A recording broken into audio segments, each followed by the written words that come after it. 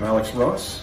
The two pieces are sort of a type. They're both kind of recreations of artwork that existed in the 90s. In fact, this piece here for the Avengers is in most ways a recreation or a tribute to George Perez's poster version from the mid-90s, where he did a shot that featured in it a figure of Captain America that was very similar to what I've done here, positioning of the Vision or positioning of Hawkeye, and I believe a few other elements are very similar to that piece, and it's consciously so. I was building off that inspiration, but I kind of refitted my design to fill out bigger shots of the figures so that I was making a wider composition and getting in a lot of the same characters, but still not quite as many as what George himself did, because George's thing was always to try and get in the maximum amount of content into pieces that he did.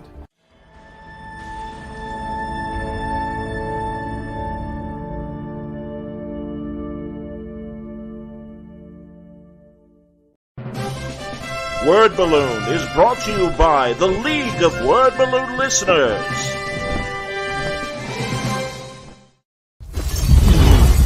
Do you really wanna take it?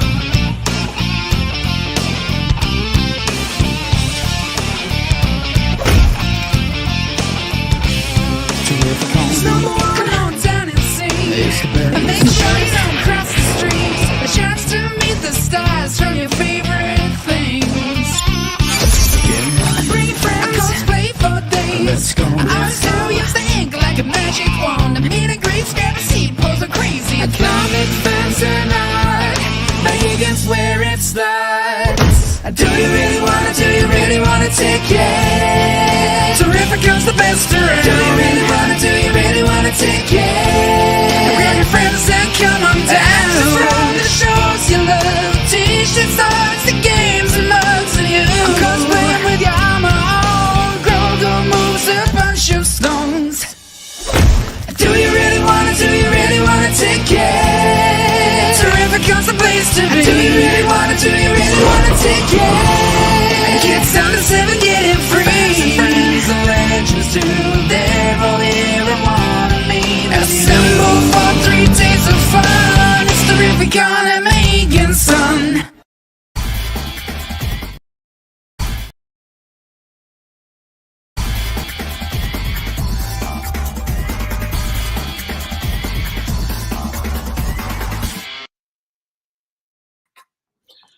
That commercial was amazing. Wasn't that great? Seriously, man, I'm with you. Absolutely. There's so many good little lines. Don't cross the streams. That was awesome.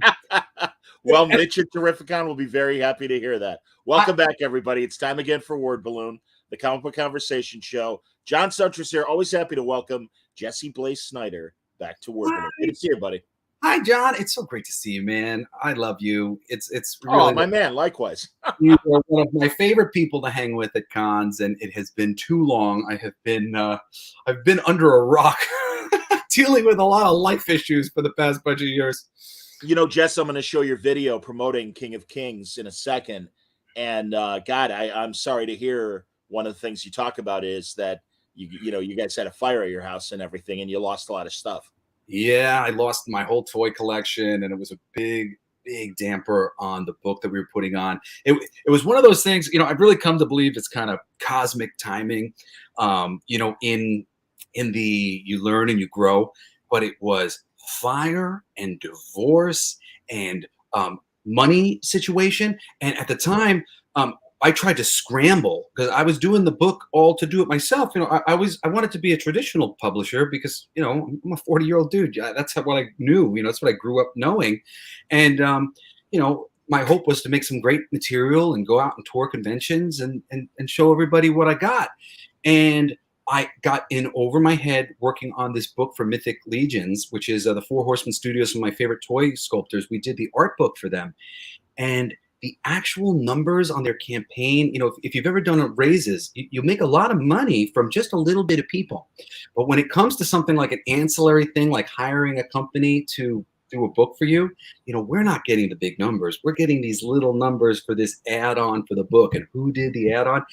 and it was not enough to cover this book that I was trying to do. We got Greg Weisman, who he created the Gargoyles for Disney Afternoon back in the day, and Young Justice and Young Justice, absolutely. yeah, and he made this great, fantasy epic thing that we were working on for them. And I ended up having to kind of shortchange the book a little bit because I was thousands of dollars in debt from it. And I had to cut production of King of Kings as soon as we finished drawing the third issue. And I went, what am I going to do? And I put us up on Indiegogo and we got shadow banned. But I didn't know that at the time. And tell people what shadow banned is, buddy. Oh my goodness. We weren't being shown to anybody on the website. So the only way you would find our book was if you had a direct link to it. And I just wasn't thinking in those terms because literally we had been courted by the Indiegogo people. Like they have reps who they'll send to conventions. So like, you should go and you should do your book on our site. And so they were like hitting me really hard. Like, yeah, you should go do it on our site. So I was like, okay. And a week and a half into the raise, I'm on the website, and I mean, granted, I was seeing this leading up, but I knew every person personally. Like I personally knew everybody who was donating to my campaign. And I just went, what is this? I didn't get into comics so that my friends and family could like support you.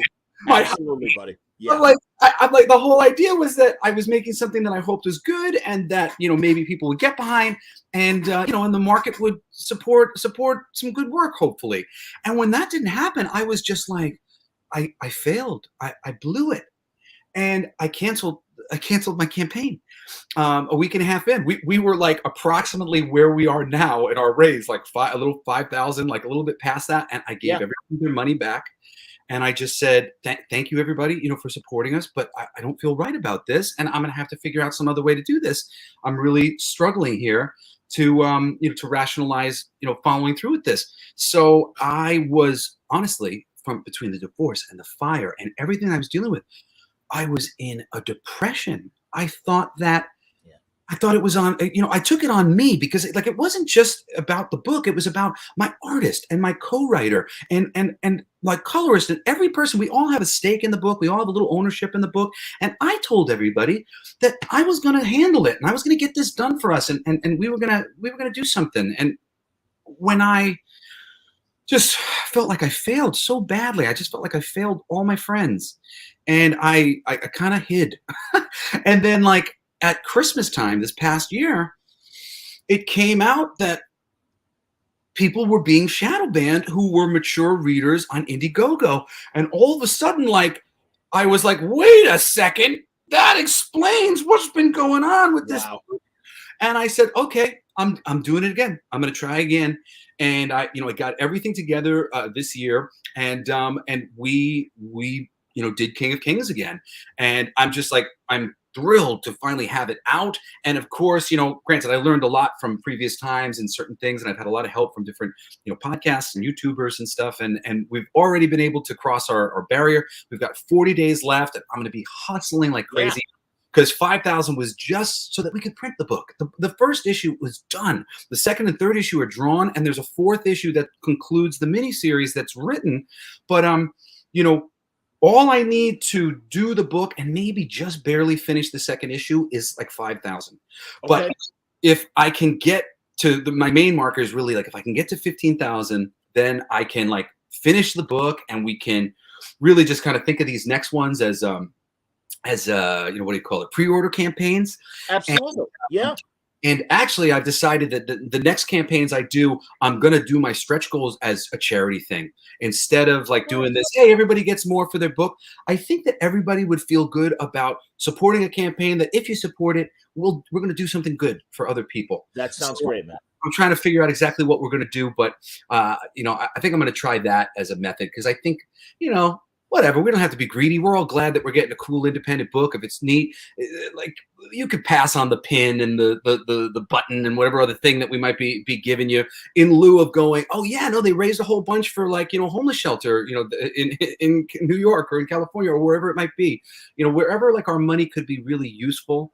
I think that would be the thing for us to try to do in the future. So that's what I'm hoping to do next time. But yeah, if you guys can help us and check out the book and try to share the book. It's a long time coming. My artist, David Witt in particular, like he hasn't drawn a lot of comics, and this is what he calls his best work of his career, and pretty much nobody's seen it because like I haven't been able to color the second issue. I haven't been able to color the third issue. And he's like, man, like that's some of my best work in the first issue. And then it just gets better and better. And literally nobody has seen that. No preview pages, no covers, anything. It's all in my hard drive. So, for the sake of these artists and, to help me follow through with what I said I would do, please, help us if you can. Well, the great thing is, Jess, honestly, I think a lot of people come to Word Balloon to get tips on things like create your own books, Kickstarter, GoFundMe, Indiegogo, and learning that if you have an R-rated book, and yours was, again, it was Indiegogo that Shadowban. Yeah, Indiegogo Shadowban. Okay. It was funny. I had gone somewhere and everybody was like, oh, we don't like Kickstarter, Indiegogo. And I was like, yo, you guys shut up. Indiegogo screwed me so hardcore. No, and that's, honestly, Jess, that's, again, we need that information out there. Palmiotti and Justin Gray and Amanda Connor, they use Kickstarter and their stuff is R-rated. And obviously you don't have that barrier with Kickstarter. So that's a great crowdfunding tip that if somebody wants to put out an edgy book, don't do Indiegogo. You might get shadow banned. Yeah. So, Yeah, it's really unfortunate. Yeah, actually, it's funny too because I've seen some of the stuff that they're doing recently. It's funny because I had the same thing. I was my kids are trying to get into like social media. They're just Twitch streaming and all this stuff. How old are they now? How old are your kids? My oldest daughter is about to turn 14 this year, which is crazy, and then my son underneath her, he's 12, and it's so funny. He's very shy, like in front of people, but he'll go on a Twitch stream and these other things, and it's like he feels safe and he can go and he can be himself and he does impressions and he's really funny. Oh, so, that's cool. Yeah, I'm really proud of him. But like for him and for me, I started studying a couple different YouTube channels that sort of make documentaries about different social media stars and like how they rose and how they fell and how it all happens. And what I saw was the people who are having success are simply playing the game. And there's a certain market and certain hashtags and certain things that are in use, and they're going for those. And in the comics world, it's nudity on these darn Kickstarters and Indiegogos. People are making so much money, and I hate gratuitous nudity. It drives me crazy because it affects the story. But I started going, like seeing these companies, because there's some companies I've done some work for and whatnot. And let's just say I'm not thrilled with all of their business practices. And a lot of the people being empowered right now in that space are not the people that I want to see at the top of the comic book heap. And like, I don't want to be a king, but I want to make sure that there are no kings. and I think the only way to make sure that that's the thing is for people who are community minded to get to the top. So I started going, well, what if I could come up with some nudity oriented books where it was part of the story and it was fun and kind of funny and subversive. So I've got like a series of books that I'm going to hold off on like talking too much about, but they are funny and fun, and I'm really excited to do them. They've been way more fun to do than I thought they were going to be. I was just like doing it for my children's college tuitions, and now I'm like, this is too fun. I love subverting a genre and doing things that I've not seen done in the genre, so it's cool. Jimmy and Justin and Amanda, they do R-rated comics, but they like R-rated movies, and they like, I mean, that's okay. Jimmy and I have talked about this at length many times. He's coming back soon. But let's I love him. He's one of the sweetest guys in comics. I remember stopping him in the middle of a convention, asking him for his autograph, and he was just walking around. And occasionally I've been so enthusiastic that I've done that. A lot of creators go, oh, no. And Jimmy just went, oh yeah, of course. And I was just some schmuck. I was like a 16-year-old in Apple City Comic-Con 25 years ago now. No, I hear you, man. And no, I'm going to see Jimmy and Amanda at Terrificon. But mentioning Kings, Blaze says hello. I will absolutely say Blaze says hello. Let's show the trailer that is sitting on Kickstarter now but I'm gonna minimize us and maximize the video. And here we go, everybody. The King of Kings trailer that you can find right now on Jesse's Kickstarter campaign.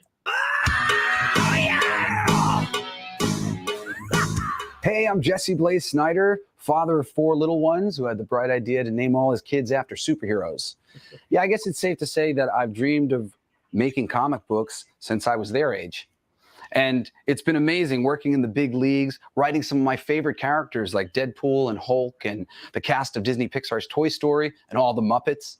But when the opportunity to produce a true dream project came along, I dove headfirst, putting my time and my own money into bringing it to life. This project, King of Kings, tells the groundbreakingly blasphemous tale of the 13th Centennial King of Kings tournament, which will choose the dominant religion on the planet for the next 100 years through blood, sweat, and music. This room in my home is where most of my work for KOK was done. We were 90 pages into our planned 160-page graphic novel when my family and I were struck by a devastating house fire that took my entire office and every memory I'd ever saved. After the fire, it seemed all my years of work bringing King of Kings to the edge of perfection would be for nothing. But hopefully, with the help of Kickstarter and all of you, our book's fate can still be written. We invite you to check out what we hope you'll agree is the coolest, most worthwhile, value-filled comic book pre-order fundraiser you'll ever see. That'll have you laughing and hopefully talking for the rest of your lives. Thank you.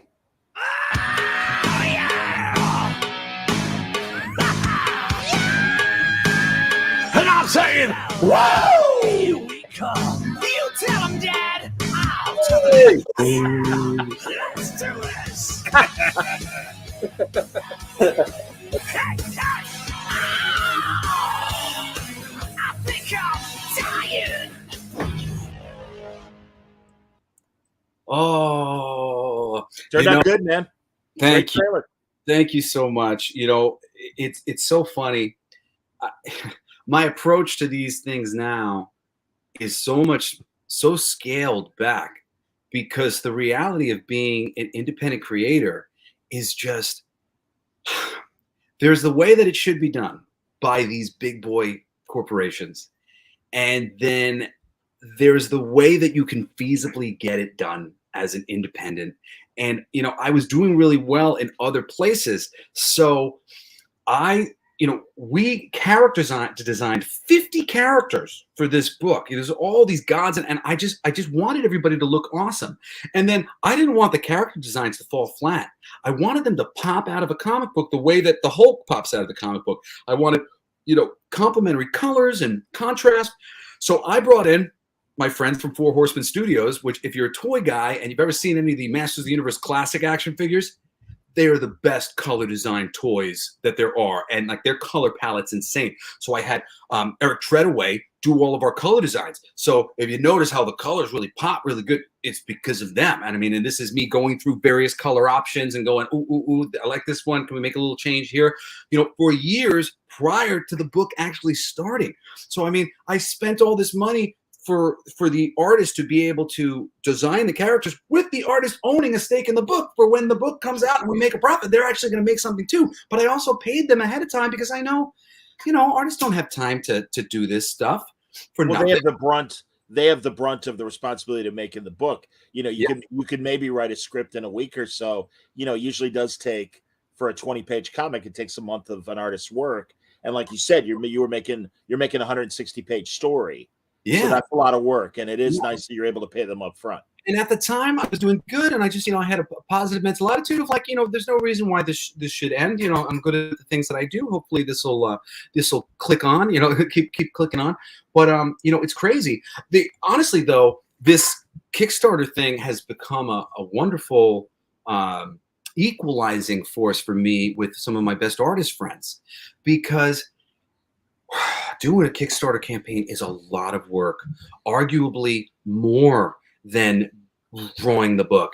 So, so I'm like, I will write and work with you and we'll figure out whatever it is. You only have to do somewhere between 6 pages or 12 pages of the preview thing. And, and a few covers, and then we'll get it going. And then once we raise the rest of the money, you could finish our script, knock out the rest of it, and then I will fulfill all the orders and do all this stuff. And it's a lot of work, but I'm willing to do that as the writer. You being the artist, here, I can give a similar amount of time, a similar amount of effort that you're giving. And now, like I said, I've got my three artists for the next ones lined up, and they're all great friends of mine, and people who have been doing this a long time and make good money, but they recognize it's a lot of freaking work. That's why they haven't done it, because there's a lot of writing involved. I got to freaking explain all this shit, a lot of photoshopping. So it ends up being a lot of art on my end, like all 90 to 95% of all the photoshopping on our Kickstarter I did. Wow. And it's not as good as I would like it to be, but I didn't have the money to hire somebody. And so I got to do all that stuff, and I can do some Photoshop, and I had a little help from some of my friends, but it's a lot of work. So it is kind of neat that finally a writer can approach an artist and go, hey, I can contribute as much as you can. Do you want to really collaborate? So I really appreciate that about this sort of the world of modern, fundraising and doing these books independently. And I think it's going to keep, being really healthy and just kind of get healthier and healthier as time goes on, and people get better at doing it. Well, no disrespect to Indiegogo, GoFundMe, these other, crowdfunding platforms. But what I've always liked about Kickstarter is, beyond being the first, that they've really found a community that when they support one Kickstarter comic, they keep going to Kickstarter to find other creator-owned things. And I think that is something that is distinct about Kickstarter that the other platforms can't do. Well, you collect people, so right now we've got 61 contributors. You could be number 62. 61, that's not 61 contributors. That's hundreds of contributions if I continue to utilize the platform properly and continue to connect myself to these people. I get to message them directly, and I'll be able to say, hey, my next book is called, Effing for Our Future. And, it's coming out in a couple months. Please, pay attention and go right now, sign up for notifications if you want to see what happened. That is incredible. And even better, I'm telling all my friends now, my buddy Dave Witt, who's the artist on King of Kings, he's got these great little cards that he's made of all these little aliens, little monster cards. And somebody said to him, hey, you should make like a little trading card set out of these. He's got like 60 of them that he made. And they're great. They're all these interesting little designs. And and I said to him, I was like, Dave, he's right. You should totally do that. Go on, add me as a collaborator. I'll tell all the people on the campaign. 100%. You got 61 people who will automatically do that. And thanks to little boutique printing operations, there's like if I want to get kind of the most money out of this campaign in terms of being able to put it towards the other books, I can print the exact minimum of every book that I could 60 of whatever it is, ones that I need, and nothing more. And it'll be that much more limited and cool for everybody who did it. So nobody be mad at me. I won't be able to sell any, at the show, which is really, I wanted to do like a print run, and you can print them for much cheaper if you print 5,000 or something like that. Sure. But in a pinch, you just do what you got to do, and you take that money that you got, and then you put that into the next project. And here, this is how I can take the time to do these things that I want to do. And it's just really, really simple, and that number just keeps growing as you make more campaigns. So I see it with all these other companies. I've been doing a book for Merck Publishing called Guns and Angels, which is like kind of it's weird. It's like a romance and assassins. Okay. But it's actually one of the best things I've ever worked on, because it's like I usually think so big, and it's such a kind of a simple concept that they had pitched me on and asked me to develop it for them. And I love what I developed, because I just complicated something that's very simple. So you can get it. It's like a very, very simple pitch of what it is, but then you go in and it's a lot more than just that. There's a lot going on. So, and it's cool. And they've just been building. I mean, I guess it was 600 people raised $57,000 for the 0 issue of my comic book. And I just went, 600 people? I know 600 people. No, that's, Artie Baltazar is still working with publishers, but he's doing a lot of his own creator-owned stuff. And just like you, is very content to do a limited run, and he's only doing a couple hundred, so he has books to sell at conventions Yeah. and at his own stores. But yeah, no, that's smart. And really, Jess, I mean, that's the thing. As I've learned just talking to other people with Kickstarter campaigns, you do the Kickstarter exclusive, it has its own cover or whatever, and then maybe you do entice another publisher to put it out, and then you put it out more traditionally, and that's great. It's so cool because most of the market, unfortunately, when you're a reader, is speculation. But Kickstarter is really a great equalizer if you're willing to do what Marvel and DC don't exactly do, where you're actually keeping it to a limited thing. Yes. And when people go, oh, look, wow, like if I buy this from this Kickstarter right now, like this is never going to get printed again. Like how many people might ostensibly show up? I mean, even somebody like, what's his name? Like Eric July. Like, those are still relatively limited. Some of the books that he'll end up putting out, like it's only like 5,000 or whatever. Like there's it's much more big runs of books when you're like, oh, I got the #1 Captain Marvel or whatever it might be. Is Eric the Rippaverse guy? Yeah. Okay. So even on the biggest scale that you can imagine of these Kickstarters or whatever, it's it's really small compared to some book that's got like a really big, big following. So it's really neat. And if you're anybody out there, you're a creator, and you want, just go look and study, some of these people's campaigns and take a look. And I really kind of took some notes for the company that I was working with, and then I went over to the Rippaverse dude and just like seeing like, well, what are they doing and how are they approaching this and what are customers like reacting to, and where is the market, what's being published, what's being put out, can I elevate this space? A lot of the nude books are being done by people who feel like they can't do anything else, so to come in there professionally and do some of these things on another level, people will go, wow, like look at this, like it's this other guy's like doing it because that's his only choice.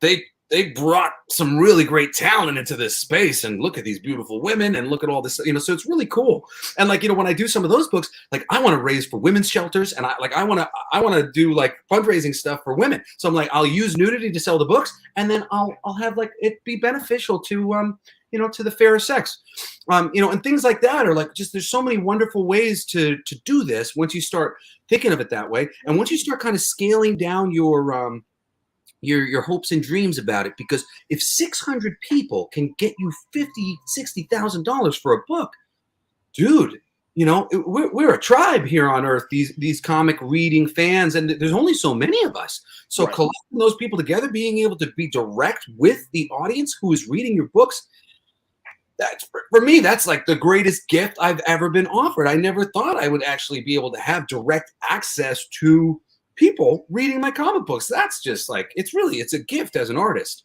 You're building a community. That's great. Yeah. You use Kickstarter as a proof of concept.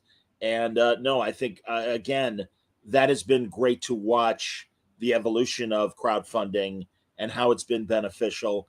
And yeah, man, well, you and I were saying off the air, do you want to put out a book like DC and Marvel do, and they print 100,000 copies and good luck in the direct market? Or do you really want to have focused people that are enticed by the project and are motivated to buy it? And no, man, I mean, and that's podcasting versus broadcasting. Yeah, I mean, it's the same thing. Absolutely huge. Yes. It's so cool. I just thought of something that I just wanted to share. This is a little offside, but it just popped in my head. You played that Alex Ross thing at the beginning. I don't know if you've seen this image. Maybe it's worth pulling up. Alex Ross did an homage to a Rob Liefeld cover. It's beautiful. He made sense of the Rob style. Yeah. Rob, I like Rob's style. And when I saw this image, I went, whoa, dude. Alex, you like elevated Rob Liefeld's style to art. I mean, Rob always has had like some kinetic, to his page, has something 100%. That's just like, oomph. But people energy, all the time. And when you saw Alex Ross interpret it, it was like, dude, somebody recognized that there was something wonderful here, and look what happens when you honor something. And oh man, if you find this image, Alex Ross doing Rob Liefeld, oh, it's so gorgeous. It made me love Alex that much more that he did that. I owe Alex a little bit. I only ever worked at Dynamite because of Alex Ross. Alex read my Hulk one shot that I had done at Marvel, and he really loved it, and he mentioned it. What a big deal it was, like in front of some people at a dinner with Nick Barucci. Barucci, yeah. Yeah, and then Nikki, approached me at some point, and it was passed on to me that Alex was saying nice things about my work, and I was like, to this day, I already loved him, but now I love him, and he's been nice to me and said nice things about me, so I love him even more. Oh, Blaze, yeah. is this a page from your Hulk story? Yeah, that's from that's me and Mr. Steve Kurth. Me and Steve have been working together forever. He's one of my oldest friends in comics. Him and Marco Cicchetto. Marco Cicchetto did my first work ever. Wow. And it's funny. I actually did a really pretty cool pitch to Marvel with Marco in the middle of his Daredevil run. Of course, we knew they probably were not going to ever let it happen, but it was for a book called Ghost Riders, plural, where we were just doing the Ghost Riders as a motorcycle gang.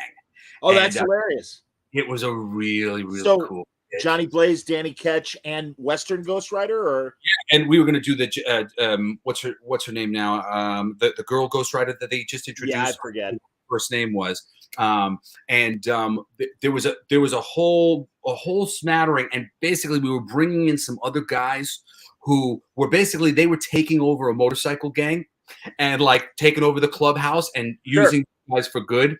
And there was a drug dealer who had turned the what do you call it, the stare, when he does this, the penance stare. They turned the penance stare. Some of the victims, they're getting drugs out of their bodies from all of the adrenaline that's been caused for all these people who have been victims of the penance stare and are now in these permanent comas where they're reliving all the most traumatic experience of their life. So now they have to go and they have to like undo this situation that they created. It was a lot of fun stuff. But actually, during the process, he was working with a studio called Comon, COMON, and they're like a cool miniature place that I think they had started on Kickstarter. And they hired me, which I got my best page rate to date, and it was all on Marco's recommendation. And I did this cool book for them called The Others, which hasn't come out yet because they just like bought a crap load of licenses. So I could see it being a minute before the book actually comes out. But very, very cool book, all about, seven sins and sort of a Cthulhu kind of style thing where like these demons are coming in from another dimension, like possessing people's minds and bringing out the worst in them. I'm just going to shut my door. Oh, by all means, man. While you're doing that, I'm going to show some more King of Kings art from the Kickstarter campaign, everybody. Here we go. There's some of the bands, Jesus and the Apostles. Oh, yeah, we're making T-shirts out of those. Really. The Gods of Rock. That's great. Yeah, here are the T-shirts, man. Yeah, this is all David Witt. David Witt, he's famously made a lot of concert posters and T-shirts for local bands. That's been one of his main bread and butter. He's a big, fan of music, and he's gotten into the scenes, and he'll be making all their concert posters. They're coming down to the show on this date or that date. I used to have tons of his posters hanging in my office before the fire because he sent me like a little care package one day of all these cool posters he did. And that was one of the reasons why we picked him, because the book is all religious figures in a battle of the bands. So everybody is a take on somebody. Jesus is Iggy Pop, and Odin is Lemmy Kilmister. Olympus is Kiss. It's Olympus with two S's. It's really funny. Somebody mentioned the other day, I was like asking people like, what is something? I said, prove to me that you're not a sheep by naming something that you love that everybody else hates. And somebody went, oh, it's not comic, not movie related, but I love the album Dynasty from Kiss. Now, for those of you who aren't Kiss fans, Dynasty is famously the disco album that Kiss. Yes. I could care less about them. They've kind of been lame towards my family a few times before. Really? So wow. Yeah. So I decided to lampoon them a little bit because each one of the religions represents a different style of music. So, like the Bar Mitzvah boys are kind of Beastie Boys oriented, Okay. and Jesus and the Apostles, they're like a pop rock kind of thing. And then Odin, the Gods of Rock, the Norse band, they're like heavy metal. So for Olympus, the Greeks, I made their style disco, and they are famous. They're famous for one album called Die Nasty. And so Attaboy. in my universe, they've always been a disco band. They're only a disco band. Because if you were a Kiss fan at the time, the Kiss fans were like, the Kiss Army was not happy at the time. I remember. Yes. They were like, disco, are you kidding me? I mean, and to me, it's the epitome of who they are as a band, because they really got into the music and this whole thing. They're businessmen. They got into it for women and for money. And so, yeah, of course they made a disco album. Disco was really big, and they went, oh, let's go cash in. Sure. But I felt like they need to own that. So forever, they're going to be the disco band. No, truly, that's why the pull quote, I do think the concept is incredibly funny. What I did read, I really enjoyed. And I think it's great, man. And again, the music business. Is that your music in the video? Yeah. So this was kind of funny. And just let me say thank you for saying that. And I told you, I was legit. I was depressed. I felt like I had failed. And I remember when I realized that everything was done, and I was telling my father that I was going to do it again.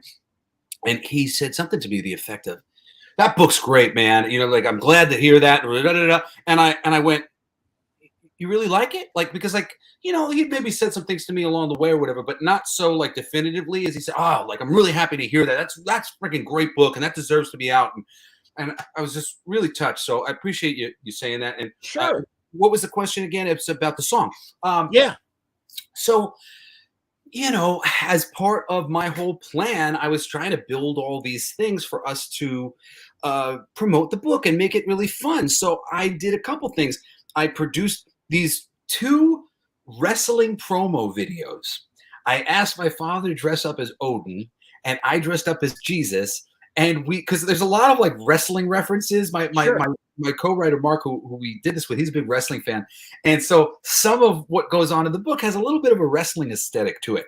And we said, wouldn't it be funny to take some of the most classic wrestling promos that anybody's ever heard and have an Odin lookalike doing woo and doing all this stupid stuff. So we filmed those, and they're part of like, we're going to release them if we hit certain milestones. And don't worry, if we don't meet these milestones this time around, we're going to raise for the second issue, and we'll do something. You got 4 issues to do this through. Yeah. Absolutely.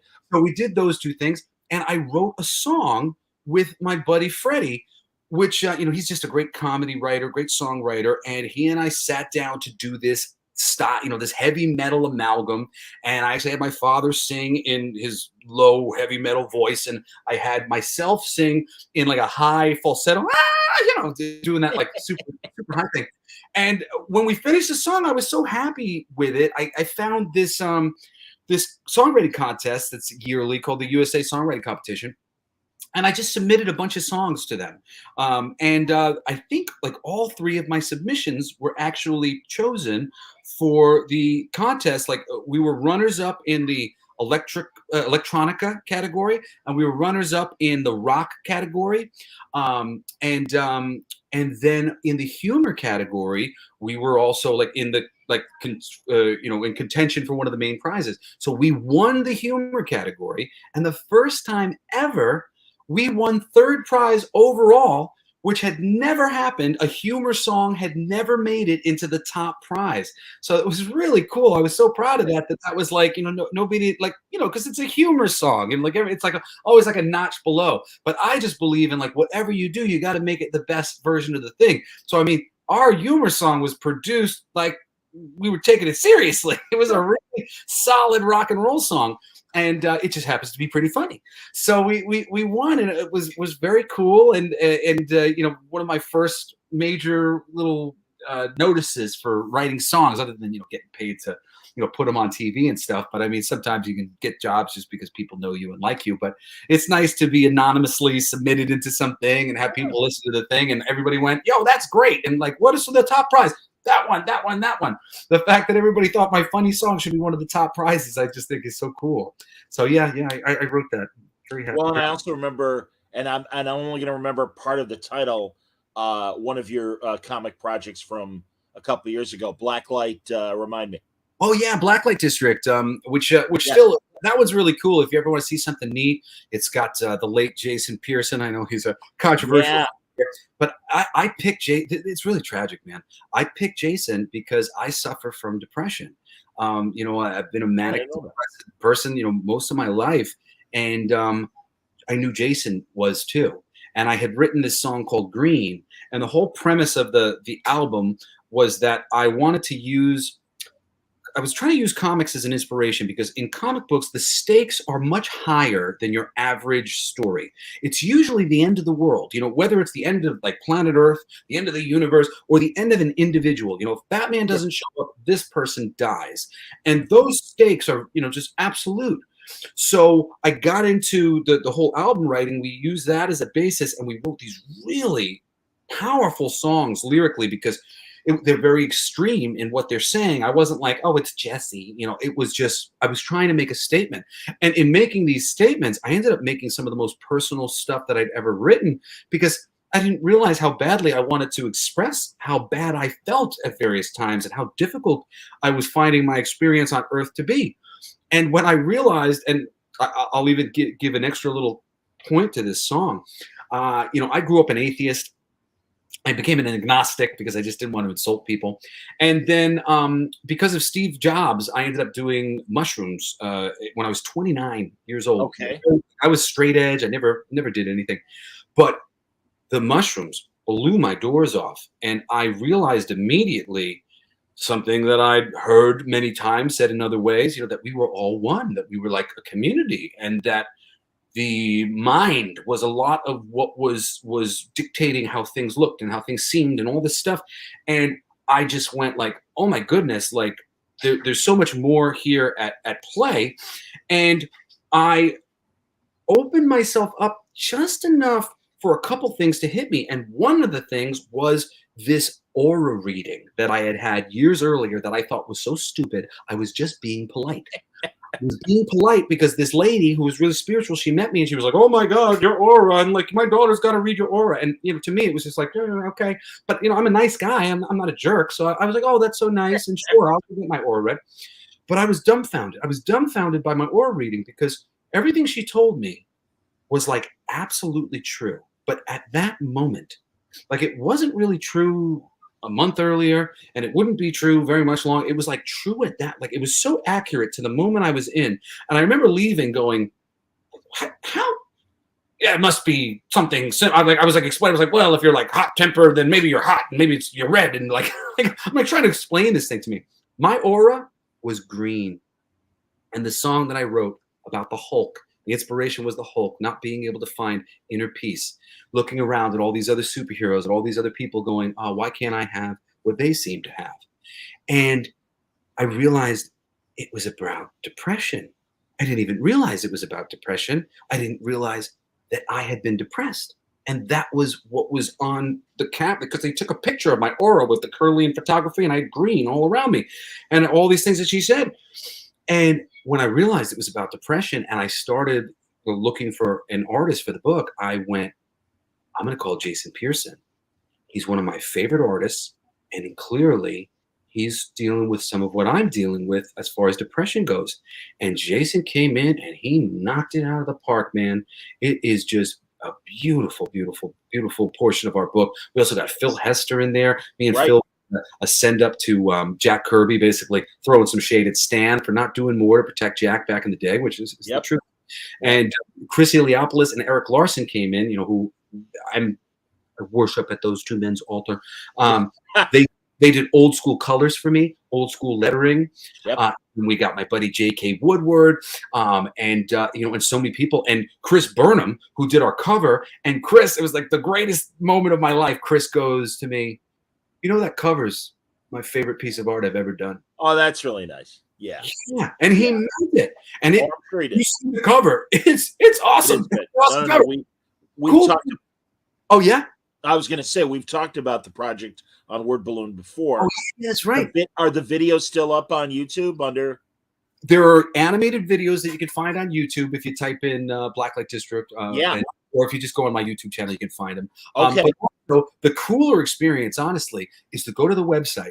Go to the website. It's www.blacklightdistrict.co, and there's a player on the bottom where you hit play, and you can follow along. Like, do it in a dark room, and you follow along with the lyrics that are in the comic as the song plays. And it's a psychedelic experience because it connects your eyes with your ears in a way that is uncommon. And a lot of times, for most people, you'll find that the images are actually floating. Like the what you can see on your periphery, they seem to come alive. Very, very cool. So proud of how that book came out. I very rarely feel that anything I have ever done is perfect. That book is perfect. And honestly, very little to do with me. Or if it has anything to do with me, it has to do with my ability to get out of the fucking way of my collaborators.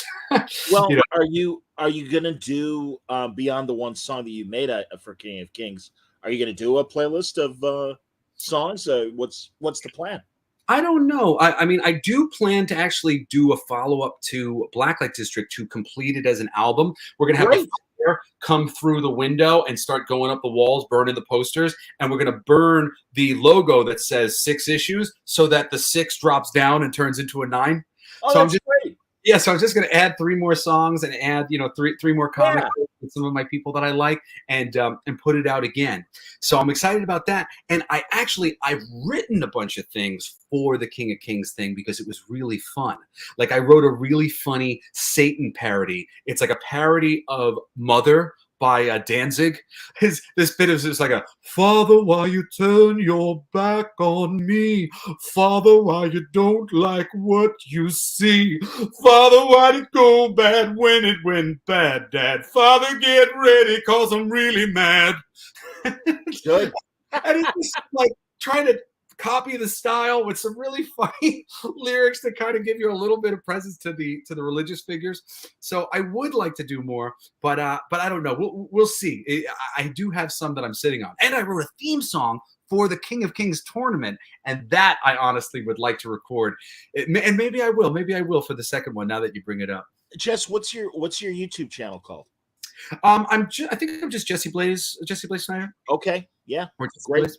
Because again, I want to both for the audio audience and the video audience, remind people beyond going to the Kickstarter, things to go to your website, go to your YouTube channel, and check out all this great stuff. Because Jess, you're a triple threat, man. I mean, it's music, it's comics, it's other stuff you've written and stuff, and I mean, God, our shared employment as voiceover guys. Certainly and stuff. Hey, I meant to ask you, and really, I am curious. Are you a SAG member as well? I haven't been SAG for many years. Okay. Because most of my work is non-union. Like, I'm the voice of Food Paradise, but Food Paradise isn't a union gig. Like, which I wish it was a union gig. I'd be. Are you still doing voiceovers for Food Paradise? I do. The market has really changed a lot. First of all, and I mean, this is good, but like the demographics have really opened up. So like things that used to be sort of like targeted towards me and my voice, my age range, my sex, everything. Now it's all sex, all genders, all age, like it's everything for like every gig, which means the amount of people who are going out for these things, I don't even think my auditions are listened to most of the time. Jess, I hear you. Chicago is such an advertising hub, and the gigs I was able to get in the 90s and the early 2000s, you're 100% right, man. Nobody wants middle-aged white guy dinosaur. Somebody like us, like, we're not necessarily willing to hustle the way that these other people are willing to hustle, because we have had a little bit of success and we have been able to do it. And, it's kind of like, well, I don't know if I want to go back to the ground floor of being just like an anonymous person paying this thing and signing up for this thing. And what, I have an agent. I'm still, repped by one of the biggest agents in the country, A3. Actually, my agent now is bigger than my previous agents. My previous agents were big agents, but I only booked one gig this year, of the thing. And hosting has been like my other bit of of things that I do. And it's been an interesting world as well. And it all ebbs and flows, and when the time's right, the time's right. I didn't tell you this, but I've been doing a podcast, and we're actually having some success because I hooked up with a company called the Podcast Playground that had basically reached out to my friend, and they were looking for some people who were credible in the space, and I had been dying to do something for a little while. So I do a show called The Coolest Geek Alive, which is basically a show on writing. It's on adapting, really. Okay. I find I bend over backwards to try to enjoy everything that comes out to the best of my ability because I'd rather be happy than sad. But that doesn't mean that I don't think that things could be better. Case in point, Man of Steel is a very well-made movie. It's a great movie.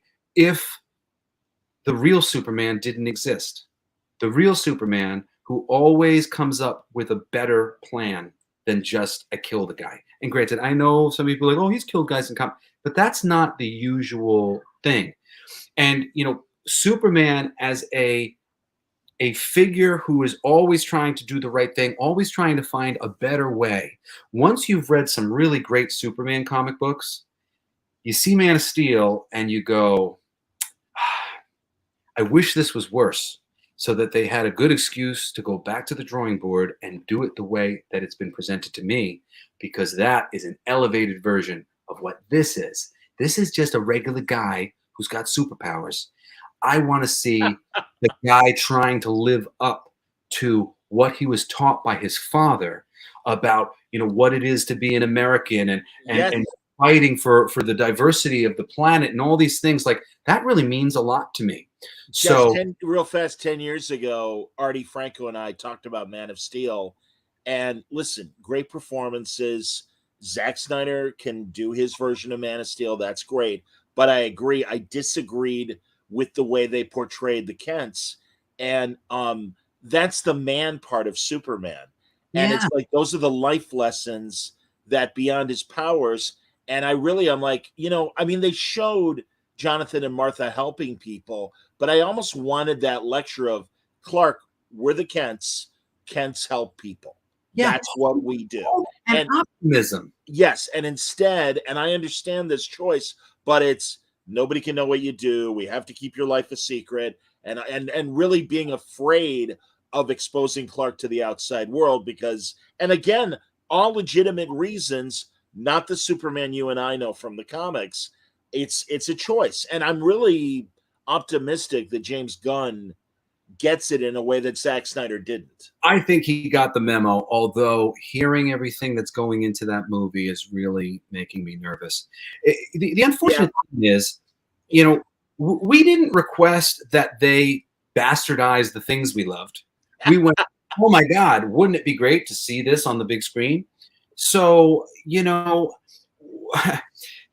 when he started laying out his plans, I just immediately said, I don't see a larger plan here that aims us towards things that we would like to see.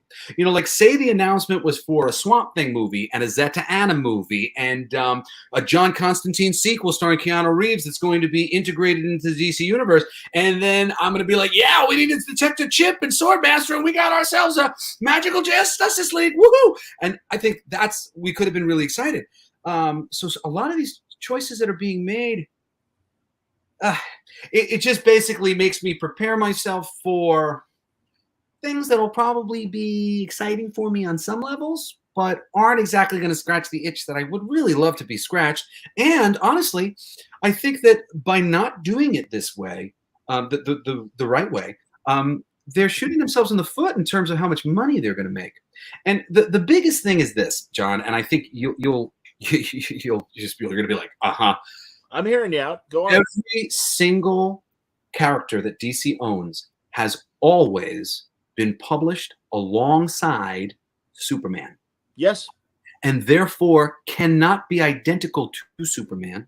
And therefore Superman must be presented as Superman in order for the other characters to work, because it's like dominoes. If you knock over the Superman domino, it knocks over all the other dominoes. You've got to everything change. But if you do get that centerpiece right, and it's Superman and Batman as that light and dark, then everybody else goes around them in complementary ways. And you've got what I always kind of like to call like the equivalent of the horoscope on display. Here's, the Virgo versus the Libra, versus the Sagittarius, like all these different perspectives, all these different moral perspectives. Yes. Marvel, it's like Daredevil, Spider-Man, and the Punisher. When those three come together, you're like, oh man, it's the cool guy, sweet guy, everyman who's got that responsibility he's got to cover. It's the dude who's willing to go to that dark place, and it's the guy who's going to that dark place that these two guys don't approve of.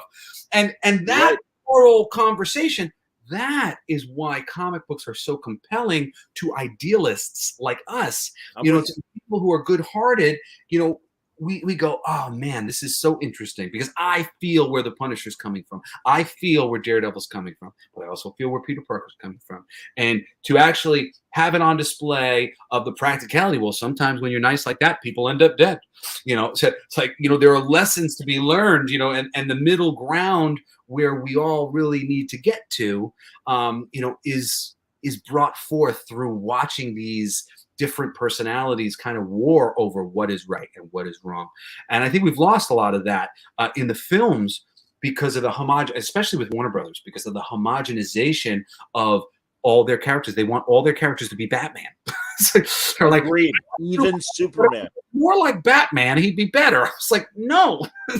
No, you're right. That was the problem with the Snyderverse. Yeah. I absolutely agree with you. The way Gunn handled the Suicide Squad gives me hope. I love the Guardians movies as well. I love Peacemaker was great. Peacemaker was fantastic, and in fact, it doesn't cover. it's not like straight out of the comics, but that character has had a lot of different interpretations. He has ended up kind of being a bit of like a ripoff of other characters. And Gunn did bring a unique voice into the thing that I think added a piece to the mythology that wasn't necessarily there yesterday.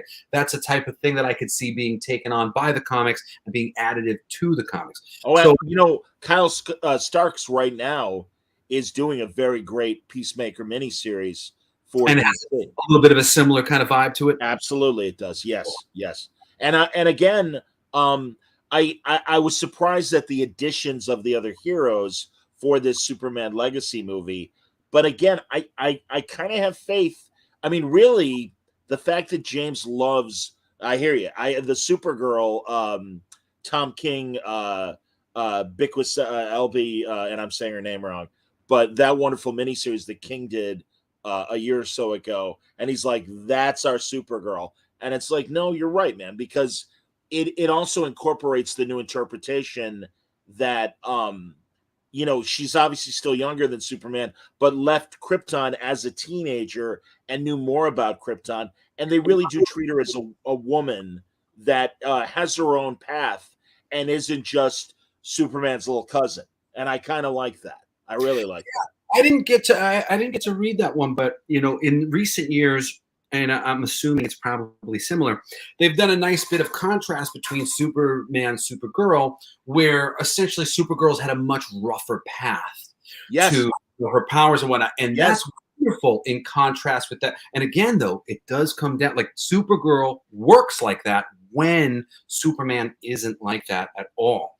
Right. I think actually some of the reason why Black Adam did not hit the way it did is because Superman and Black Adam are interchangeable based in the Snyderverse. That Man of Steel, like when you saw Black Adam in the Justice League, in the Justice Society, when Jeff Johns and Dave Goyer were doing that stuff with James Robinson. Yeah. He was the anti-Superman because you knew what Superman was about, and Superman was very much reflected in your and this was a problem too. There's no Alan Scott, there's no Jay Garrick, there's no Ted Grant. He's a little bit of a wild card, but those two guys, the Jay Garrick and the Ted Grant, Alan Scott, they are Superman level moral compass guys, and Black Adam is this Superman level power with not the Superman scruples, right? And that was why he was so compelling. But honestly, like, what's the difference between Henry Cavill's Superman and that Black Adam? I mean, there's really not much. Well, and also, I mean, and The Rock had too much control over that movie. What an idiot! And I love that guy. I really do. I think Dwayne Johnson's a great guy. I do too, but he totally made a stupid ego move when he pulled himself out of the Shazam movie, which was absolutely. I love the Shazam movie. Well, and that's your light and dark in the same way that Superman and Batman are light and dark. And it really was a disservice to Shazam. Absolutely. It was a disservice to Shazam. It was a disservice to himself. He didn't realize what he was doing. He was like, well, I don't want to de-elevate my. No, man. To take it on the chin, to be the heel. You know, like your guy comes from wrestling. What do you do, man? Heel, and then the audience goes, "We love the heel. Be the heel." But even further, in that Johns, Goyer, Robinson, and Dale Eaglesham, and everybody else who worked on the JSA book, they really explained the best villains are not only the ones who think they are the hero, but you really got sympathy for Black Adam. And, you know, Adam Smasher understood. And that's why they became friends. And it's like, no, man, it's like, again, and they had a bit of this in the movie, but that, you know, obviously they weren't able to recreate it. Say it again, Jeff. I said they weren't exactly able to recreate it because I love that run. That JSA run is goes on for forever too. There's just so many arcs. Oh my God, years. Absolutely, man. And the artists are just wonderful. It's my good friend Don Kramer was one of the main. Don's a friend of mine. He and I have been talking about doing a book together forever. Oh wow, that'd be great. I'm totally going to get him in my pipeline. I got to reach out to him now that I've got like a little bit of a thing. There's certain people who I've been waiting to reach out to until like I have a couple successful things under my belt, and I'm like, then I'll go bother them. But yeah, I love Don. No, great. There's another dude who I love who barely draws anything, but his work is so good. That dude Buzz. Oh, I love Buzz. Absolutely, man. No, tremendous artist. He's great, Buzz. Yeah, beautiful book. It's funny. I just keep forgetting, but Batman versus Superman is actually for me the most egregious Superman moment in the depiction of Superman. Superman hanging out in the bathtub with Lois Lane, and he hears a crime going on. Somebody needs his help, and he's like, "Nope, I'm making out with a hot chick in a bathtub."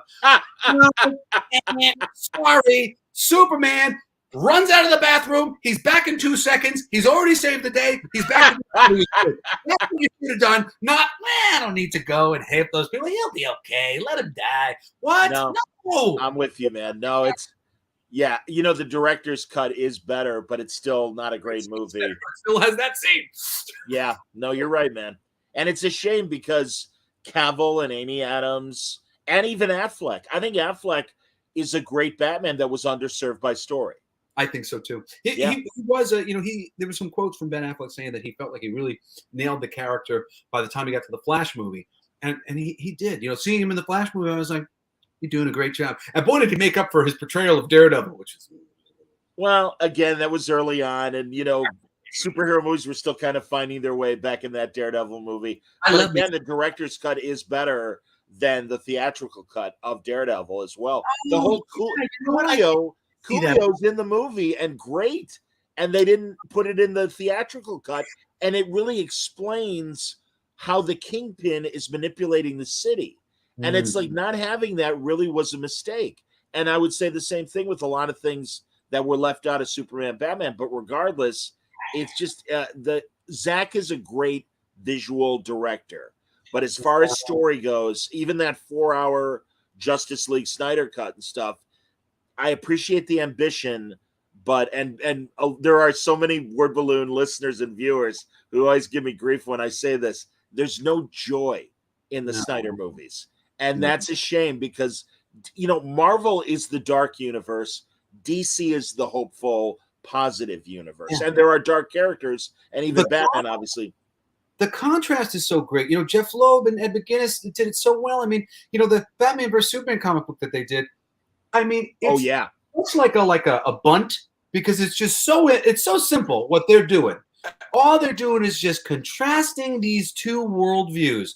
But what a lovely and enlightening thing it is to perpetually see two worldviews contrasted and two different, you know, people. Like, it would be so wonderful if we saw that in society right now, you know, like the Republicans and the Democrats, and we could kind of see where they were coming from a little bit, and that they were also working for the same goal, you know, saving the world, you know, saving our family, making sure that everybody, eat, making sure that, that we can pay our bills and stuff. Like, everybody's largely motivated by very similar things.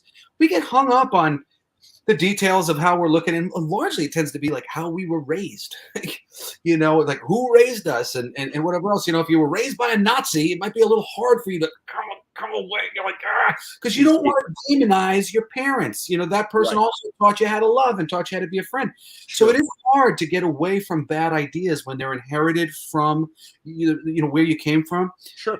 And I really love that contrast. I mean, like, imagine this, like, to do a Man of Steel where it was joyful, and to do a Batman where it was not, and it was handled at the level, like, because still to this day we've barely gotten close to a real Batman on screen. We've gotten little glimmers of it, but as my mom said, Bruce Wayne's the least interesting character in all of his movies, and I was like, that's because they've never really done him right.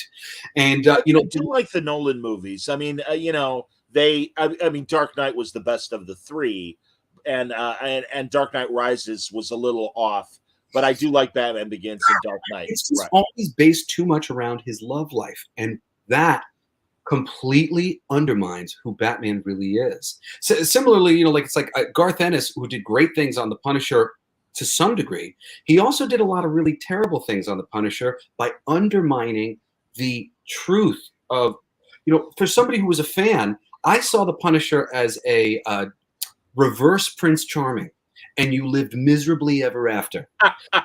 Killed my wife, they killed my kids, I was happy, and now here we go again. I wrote a song about it with one of my first bands years ago called Castle, and the whole bit was like, those bullets, my nightmares, those people, my family, your lives, my anger, do it for them, I do it for me.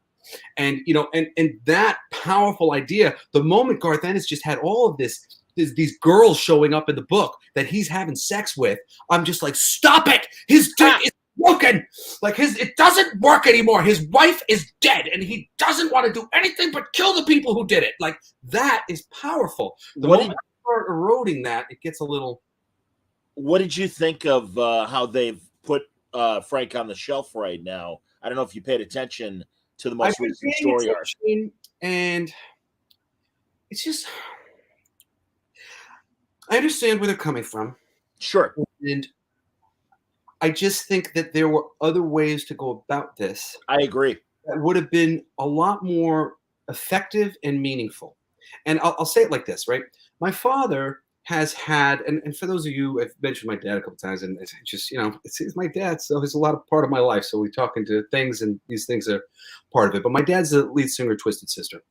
And my father got very upset when he saw that on any level, there seemed to be sort of like an empowering of dark voices in society that were, traditionally being kept under wraps, and they seemed to be being empowered in a way that he was very nervous about. Absolutely. So he went out of his way to go, no, I don't approve of you. And we are part Jewish. My family has dealt with persecution, and my dad is really driven by kind of defending his father, defending his grandfather, and these men who are Jewish people, and like we don't want to see the Nazis rise again. But I said to him one day, I said, Dad, wouldn't it be a terrible thing to think that your music, which I believe is medicine, it's chicken soup for the soul, it comes from a place of personal empowerment, comes from a place of, not agreeing with persecution for people being different, from, getting up on stage and cross-dressing and diving off the stage to defend your masculinity and your right to dress up as a woman and, and not be judged for it. Like, this is the place that it comes from. Wouldn't it be terrible to think that the people who need to hear your message most, that need to get the energy of your message the most, won't receive that medicine because you spoke out in a really loud way Sure. that made those people feel rejected, Sure. And now you can no longer have access to them to influence them. Like, the quote is, keep your friends close and keep your enemies closer. Yeah. Well, that's because you want to be able to have some amount of control over that conversation and what's going on, right? So, artists used to, like, in my mind, especially why I pick comic books and why I pick music, we were the first line of defense against backwards thinking. Sure. We were opening up the space to create more individuals and empower the people who had different ideas. If you are like me, every one of my dad's songs, they read like a freaking lines from the Constitution. Who are you to look down at what I believe? I'm onto your thinking and how you deceive. You can't abuse me. I won't stand for it. It's my life I'm living. I'll live as I please. These ideas, we need everybody to have access to that. We need people to get medicine. So, I said, think, before you go all the way off the deep end to embrace one side over the other, just recognize that we're all part of the same group. And if you align yourself too hard in one direction, now the art is read from that place or not read from that place at all because you got rejected. Right. So, like, I would so much rather see you and other people who I believe have the right idea about how we're supposed to be treating each other to be as sort of like centrist as humanly possible so that everybody can get the message. Because I'd like us all to get the memo about how we're supposed to treat each other. So that, that could be a tough thing for me. And I feel as though the Punisher approach that they have taken right now is a bit of that attempting to aggressively shame people, which I think really just makes those people completely tune out to the thing. And then additionally, it's like Punisher is such a simple concept that's been copied over and over again. They've just cannibalized the character.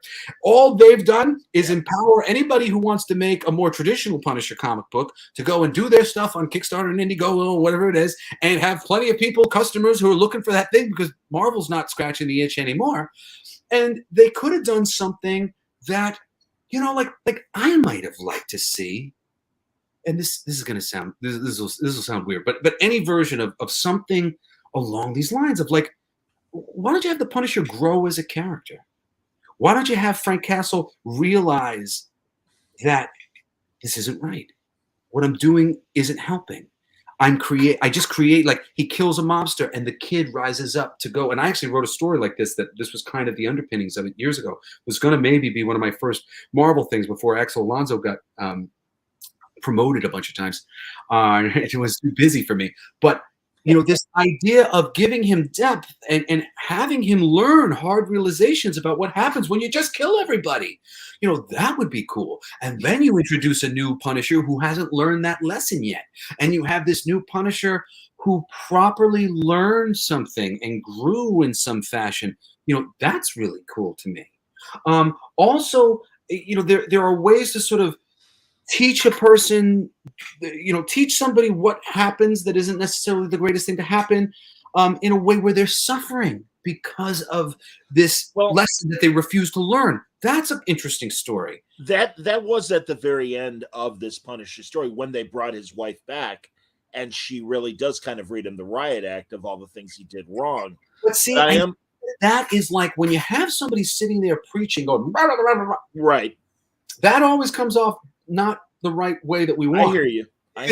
Punisher, literally, like, you turn the page and you're like, oh shit, this new person who he loved, or this new situation that it's all over again, buddy. You had a new kid and now the kid is dead. Look at that's the type of lesson that he needs to learn. I respect that. A physical lesson as opposed to the finger wagging.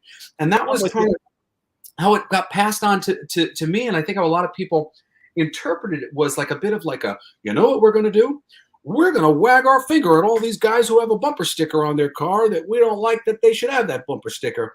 And that bit of it just, again, it's that, hey, Dad, we do need these guys to get the medicine. How do we deliver some medicine to this group? I think you could Well, have let them listen. Let them have the ability to listen. And like yes. you said, if you come out initially, this is why you're wrong. Yeah. You're not getting your message isn't going to get through. No, Yeah, can man. we Again, that's receptive. That's what I'd like to see. I'd always like to see a receptive audience that and it's terrible because once you get to a certain stage of the game, like people were being too sensitive 6 years ago as like little adjustments or whatever happened in their media, but they were noticing that there was a pattern. That pattern, though, has continued and it's amplified. And all they've done is prove to the audience that was saying, hey, I'm noticing a pattern, that they were right about the pattern that they were noticing. Yeah. And it was really making those people tune out. If they were a bit savvier, they would have said, our customer is noticing some of our dictates.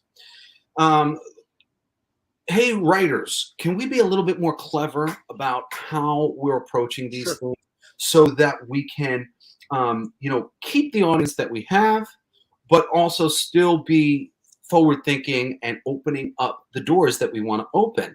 And, I always say, make something new, make new things and make them great. Get Grant Morrison on that Kamala Khan book. Why the hell are these other people? Look, if you really believe that this is important, get someone great. Get Warren Ellis.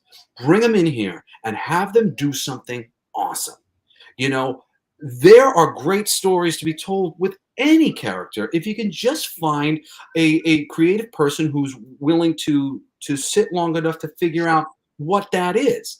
And I think, you wouldn't be having the diminishing returns that we've been having if we had, tapped the right people on the shoulder to go about some of these things. And, when it comes to like these movies, like case in point, this Ninja Turtles movie, I think a new April O'Neil, not April O'Neil, but a new character that was in a similar supporting role to April, the audience would not immediately reject that. For one, I agree. For one, they would not reject it, and then it would be a wait and see. Oh, cool. Well, let's meet this character. Case in point, in the X-Men Evolution animated series, I was all ready to hate that character, Spike. He was like kind of a ripoff of Marrow and whatnot. He ended up being my favorite character because the new character that you've introduced that has no history, they can fill any hole in the story that you want. It gives a lot of agency to that new character because they end up being important because they have to fill spots that can't be filled by the other characters because this is the one character who doesn't have all the baggage that everybody else has where we have to honor this story, honor that or whatever. And I came away from that series loving Spike. He was my favorite character of the whole thing. I'm like, yeah, I think the audience is always open for new and diverse characters. I really have come to believe that at the end of the day, as much as everybody wants to, kind of point to, the ugliness of the geek culture, it's the ugliness of the online social media world. There are certainly people who don't care about your feelings and sensitive, whatever, and they'll make jokes and they'll be jerks and stuff like that. But you can't empower them by essentially crediting them as the leaders of an entire. Like, no, they have no power. There's a bunch of jerks being jerks, But we will totally get behind diversity. The X-Men is the X-Men because giant-sized X-Men came along, and Storm was from Africa, and Colossus was from Russia, and Nightcrawler was from Germany, and Banshee was from Ireland, and on it goes. They were all from all over the place. Absolutely. It was this wonderful mixed bag of personalities and people from all over the globe. Agreed. I love that. I can remember growing up as a kid just thinking what a brilliant concept that was, and it needed to be sort of like instituted in every book. Every book I read should have, every character should be from somewhere different, clearly different and interesting, because it just created such interesting dynamics. And we're about it. It's when we start going back and rewriting the past that I think people really just start to bump up against what's happening. Because it works for me too. I named my kid Cassidy West after Wally West, and I was really bummed out when they did that race swap thing because it was like body snatchers. He just didn't look the same anymore. No, I understand, and I wish that the other Wally West was a different named character. Yeah, just No. introduce a new character. Yes, Like I would have yes. loved some new I character. agree. Oh, I agree. great. And I would have been the first person to go, "Oh, cool! I really like this guy. I really like Speedster, actor." that's great. Yes, Yeah, and make him part of the family. That's totally cool. yeah, But yeah, I mean, and that's why it was so awkward when original Wally West came back. yeah. And yeah, no, I hear you, man. And You know what you do? You invite comparisons that aren't yeah, good because well, and the initial thing you love this new well, thing. not only that, but for an entire generation during the '80s, because of Wolfman and Perez. Yes, because of Crisis. And all Wally did, like why I Yeah. named my kid freaking, West, was because that guy was trying to honor the memory of a dead man Of his uncle, yeah, who was a Superman level moral compass. yes, And Mark Waid and Jeff Johns and other writers, they did such a wonderful job selling us on that idea. Because if you think about it, really, the DC universe that we know of today, the one that sort of Frank Miller built and other people like that, the Denny O'Neills of the world, whatnot, like that world comes out of the Crisis on Infinite Earths. right. The Crisis on Infinite Earth is where all of a sudden they were all together in one, and we revisionist history. We took all the best bits and we put them all together, and now here we go. This is it. Like ideally, DC Comics, their film universe. Like if I was James Gunn, I would have went. We're going to make a Crisis on Infinite Earths movie. It's going to be interesting. It's going to feature every actor who we've ever cast in any part, in some capacity, whatever. And when this thing is over, we're going to have the new DC universe where it's all one thing. And we're going to start checking off the box of every classic graphic novel that you've ever seen. And maybe some of them will be a little bit reimagined this way or that way, or whatever. But get us on that track for where all that wonderful narrative came from. Well, I'm curious to see what they announced at San Diego they're making an animated Crisis movie.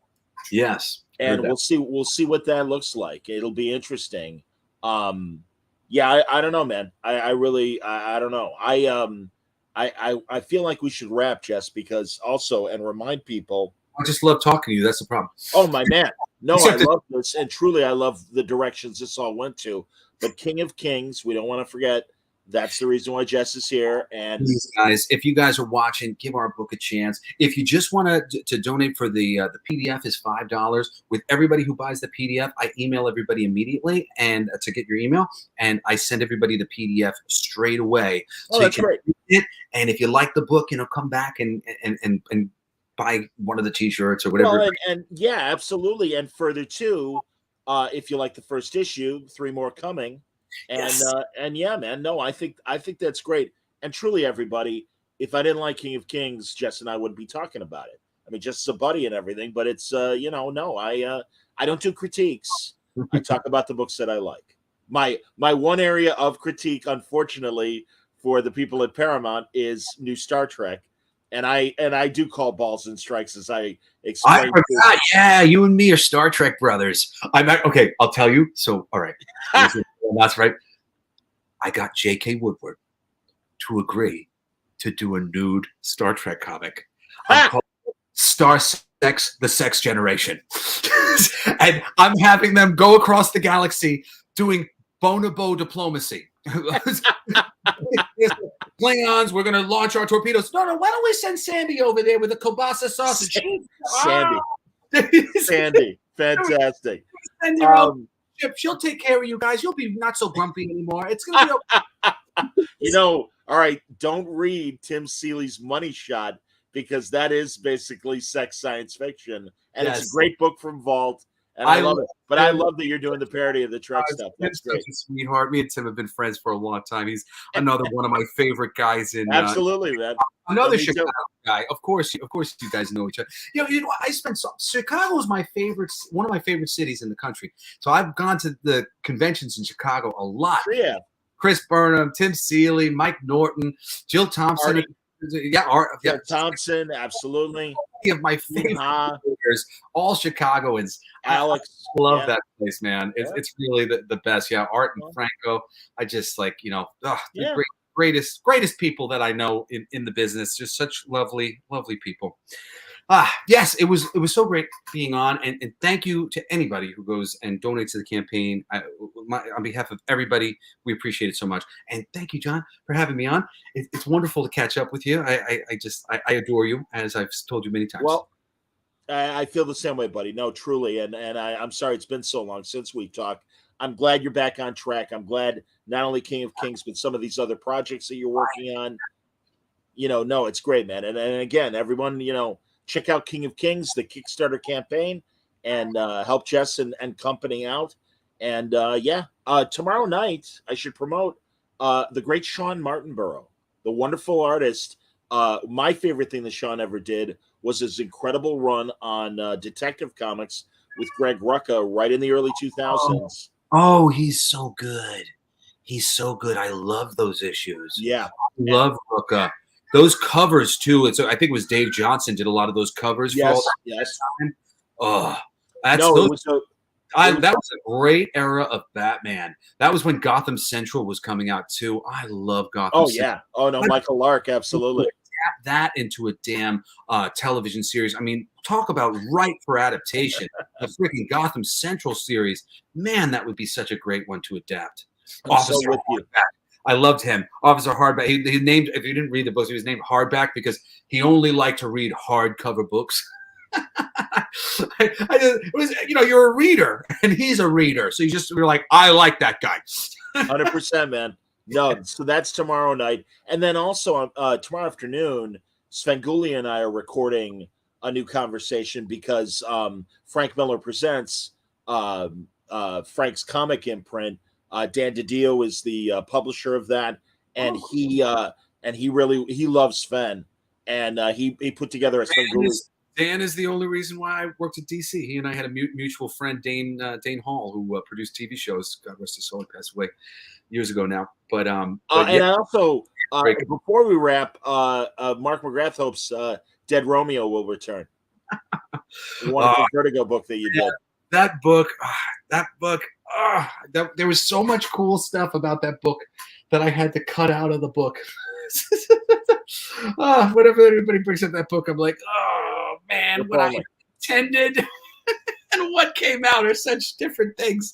But yeah, I appreciate that people appreciate that book, and I do have people who come up to me all the time and like shows and stuff, and tell me they liked it. So I'm glad people liked it. If you like that one, the Evil Ernie book was a really cool horror thing. If you like the horror bit, me and Jason Craig did some fun stuff in that book.